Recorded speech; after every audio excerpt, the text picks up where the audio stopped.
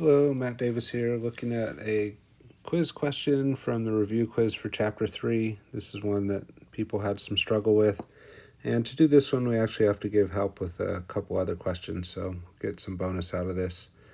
So let's have a read through and then start working on it. An online poker player routinely plays in 9-player online tournaments. She kept track of what place she finished in for all 28 tournaments she played last week. We will only use our results to summarize her results for that week. We'll talk about why that stuff's mentioned in a moment. They give us the places she finished in, and they give us the sum of the x-squareds for the data set. And then they want to know what percentage of the data values lie within one standard deviation of the mean, and they want us to round our answer using 2 decimal places and not to type the percent symbol into the box. All right, so as always, giving help but not answers. So instead of doing within 1 standard deviation or 2 standard deviations, which are the type of questions that come up on this quiz, we're going to go in the middle and we're going to answer 1.5. So we're going to look at what percentage of the data values lie within 1.5 standard deviations of the mean. This version that I'm doing is actually more difficult in a way than either 1 standard deviation or 2, and it should give help with either. So we'll do this one, and that addresses all the different variations. So in order to calculate what percentage lies within 1.5 standard deviations of the mean, you have to know what the standard deviation is, and you have to know what the mean is. So those were previous questions before you get to this spot, but we'll go ahead and work on them here so that we see the full package. And then again, as part of giving help but not answers, we're going to alter the data set a little bit as well. So we're going to get rid of this whole top row. So we're just going to pretend she didn't play any of those. So those are gone, which means that instead of 28 tournaments, we actually are going to look at 21 tournaments. So we need to keep that in mind when we calculate our percentage later. But for now, we just want to come up with the mean and standard deviation. So we want to enter all of this data into our calculator and calculate the mean and standard deviation. But then the question comes, what kind of mean and standard deviation? So one key thing is they say this was all the tournaments that she played last week. So as soon as I hear that, it makes me think like, okay, this isn't just a sample of what she did last week. This is everything from last week. So that makes me lean towards this being population data. And then they add this sentence, we will only be using our results to summarize the results from that week. So we're not trying to estimate a bigger set. This is the set we're interested in. So all that stuff that I just highlighted makes me feel like this is population data. And if this is population data, then when we calculate the mean, that will be mu. Not the best looking mu ever, but it will be mu. And the population standard deviation will be sigma. So those are the 2 things that we're after, and we're going to get those from the calculator. So we're going to put all this data into list 1 and do 1 variable statistics to get our mean and standard deviation. So let's go to the calculator and look at that. So first thing here is to get the data entered in. So we need to press the stat key and then choose edit. We have some data in here, so I'm going to get rid of that. If I arrow up to list 1 and hit clear and down arrow, that gets rid of that one, and then arrow over, highlight the L1, clear, and down arrow will erase that one. So then I'm going to enter in all the data values, just pressing enter or down arrow after each one. I'm pressing enter after each number, but down arrow works as well.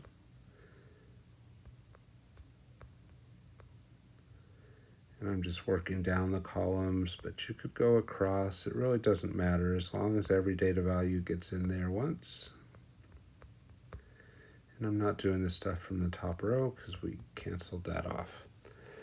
So I'm going to hit stat and then go over to the center column option at the top, which is calc, and then choose 1 variable statistics, number 1 up there at the top, and then tell it where my data is, second, and list 1.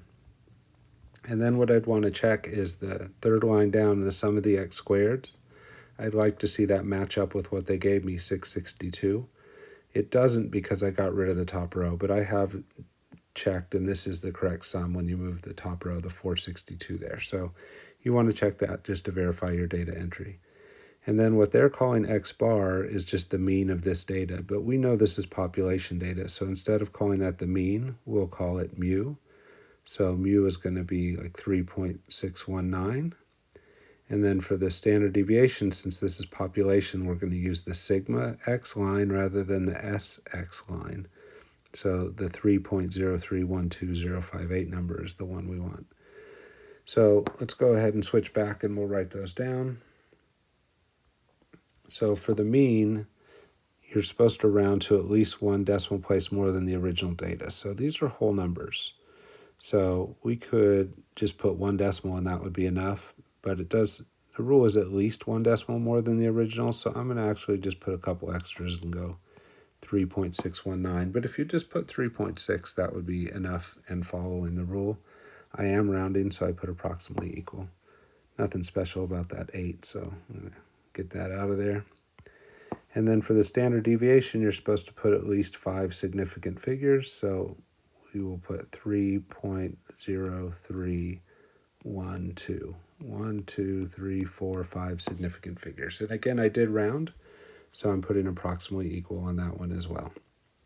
All right, so none of that was actually asked for in this question, but you need it to be able to answer the question. So if you want to know what percentage of the data lies within 1.5 standard deviations of the mean, you need to calculate a couple boundaries that are 1.5 standard deviations away from the mean. So we want mu plus or minus 1.5 times sigma. So we're getting two boundaries. One of them is 1.5 standard deviations below the mean from the minus, and the other one's 1.5 standard deviations above the mean using the plus. So plugging in those numbers, we get 3.619 plus or minus plus or minus, let me fix that up, plus or minus 1.5 times sigma, so 3.0312. So the reason I used 1.5 is because that's the number I had here. So if you were asked for one standard deviation, you'd put a 1 there. If you're asked for two standard deviations, you'd put a 2 there. And then I want to do the plus case and the minus case. So I'm going to skip showing the calculator, but if you do 3.619 minus 1.5 times 3.0312, you get negative 0.9278. And then if you do the same exact thing but with a plus, 3.619 plus 1.5 times 3.0312, you will get 8.1658. And if you want to know the percentage that lies within these two boundaries, first you have to count how many lie between those two boundaries. So let's just imagine a number line with the possibilities from the data set. The person could come in first place, second place, third place, fourth, fifth, sixth, seventh, eighth, or ninth. This is discrete data where only whole numbers are possible. So I even put little dots here just to kind of emphasize that we have just these specific numbers as possibilities in our data set. And then what you want to think of is which of those possibilities lie between the two numbers we just calculated. So let me change the color here. So for negative 0.9278, that would be like over here somewhere as a fence. And 8.1568 is just past the 8, so something like that. So then you say, all right, so which of those numbers lie in between the two red fences? And that's almost all of them. The only thing that doesn't lie between those two boundaries I just created is the 9. So we want to count all the numbers in the data set except for the 9s. So the easiest way to count everything except for the 9s is actually to note how many 9s we've got. So here's a 9, here's a 9, and as we scroll through the rest of that list, there are no other 9s. So there were 21 numbers in our data set once I removed the top row. We don't want the two 9s. We do want the 19 other numbers. And that's out of 21. We go to the calculator and we do the 19 divided by 21. We get 0.9048. So it's actually 47 on the calculator, but it's 476. So because the 7 is followed by a 6, we round it up to an 8. And then we want this to be a percentage. So that would be 90.48%. And that's what I'd end up putting in the box.